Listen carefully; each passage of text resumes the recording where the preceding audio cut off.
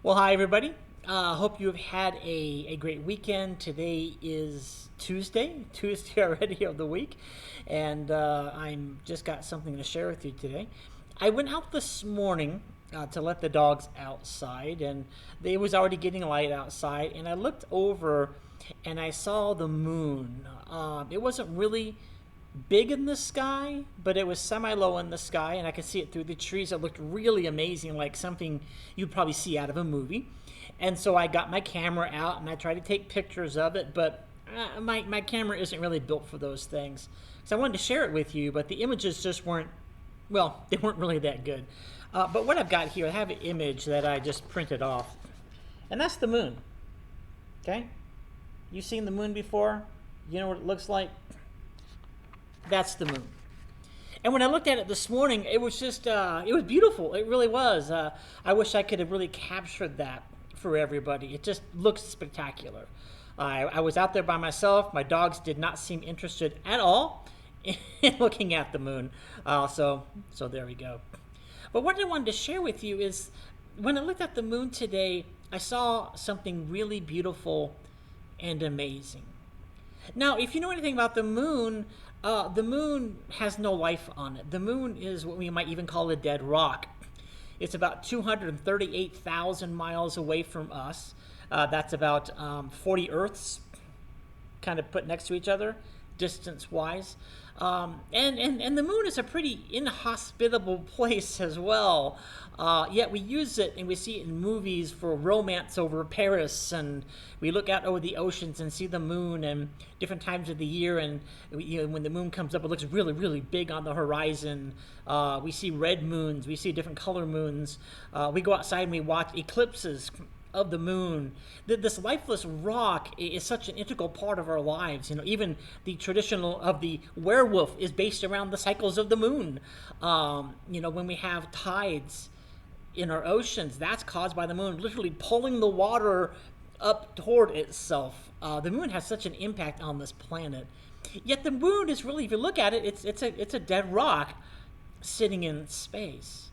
The daytime temperatures can get as hot as 260 degrees Fahrenheit, right, in the sun. And when it turns and it becomes dark, it can get as cold as 280 degrees minus, or so minus 280 degrees Fahrenheit as well. You can take one of the most unhospitable places on this planet Earth, and it looks like a paradise compared to the moon. We have Death Valley and different places like that, and desert climates here. We have super cold Antarctic and Arctic climates, but they look like paradises compared to what you find in the moon. Even if you go to the moon and you set foot on the moon and you walk around, there's moon dust, and moon dust is really, really, really abrasive dust that if it gets into your lungs and stuff in your eyes, it can cause really serious problems. So if you're up there on the moon and you have to go back to your ship or whatever, you really got to get that stuff out of the way before you make it back into the ship. It's a pretty unhospitable place. You wouldn't last maybe a couple seconds alive on the moon, if that long. But yet we look at this moon and we see the beauty in it.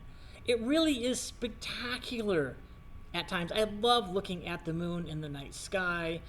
You get a telescope and you can see the crater edges. It's remarkable to look at. But it's just a dead rock in space, right?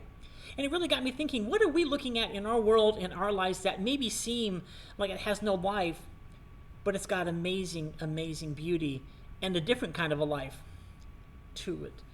We might look at people's lives and say, hey, you know what? They don't have a very good life. But, we don't really know about it. What if we look at their life through their eyes? Or look at it from a different point of view? We might think they're miserable, but because they have no money or something. But you look at their lives and it's like, wow, they have such amazing friendships and love for their family. I wish I could have that as well. We look at a lot of things on this planet in our lives that we think maybe doesn't have life, but it does. It truly, truly does. We might even look at our own lives and say, wow, what life-giving properties do I have to give to anybody? I'm depressed. I'm full of anxiety. I'm sick all the time. I hate my job. All these things, right? And so you see your life is like kind of a dead end. But somebody on the outside looking in sees you and goes, wow, that person always has a smile on their face. that life-giving smile. But sometimes we don't even see that. We don't recognize that in our own lives. And I think we need to take some time out to recognize that in our own lives and in the lives of other people. There are people walking through this world every single day with problems we can't even imagine. And sometimes they walk through that life with a smile on their face. They walk through that life even though their lives are falling apart. If somebody's in need, they're the first ones over to help that particular person. But I think we start judging things. Does it have life? Does it not have life? If it doesn't have life, we tend to cut it out. If it has life, we assume that it's good quality life, and it might not even be that. But there's a man who went to a cross, who died upon that cross. His name was Jesus. His name is Jesus. And maybe people looking at that body on that cross said, well, it's over. It's just a dead body upon a cross. But it was so much more than that. That was our saving grace upon that cross. And death was just momentary for him. 3 days later, Jesus rose from the dead. A new life. He has taken all of our lives when we think it might have been dead, and he has come into us, and he has made it alive. He has made our lives fantastic and amazing and spectacular in something that we thought was dead.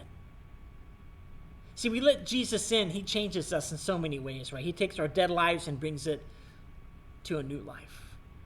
He makes the old new again, and that's what Jesus is all about.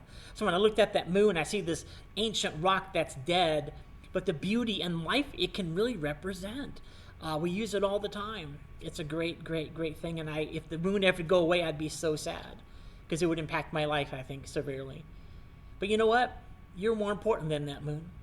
And if you think you're a dead life right now, you're not. Because with Jesus, we are alive, and we are a new creation in Christ. So take time this week, maybe just today, to look at the things around you and know that with the things around you have life and they have it abundant. And you as well, you have life and you have it abundant. So don't think of yourself as dead in any kind of way, shape, or form. Think of yourself as that new life in Jesus Christ.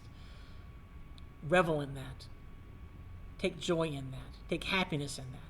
Because with Christ, I believe, everything is made new and everything is alive. All right, I was talking a little bit long today. Hope the video quality is okay. Hey, you guys have a great and amazing day, and we'll talk to you real soon, all right? Bye for now.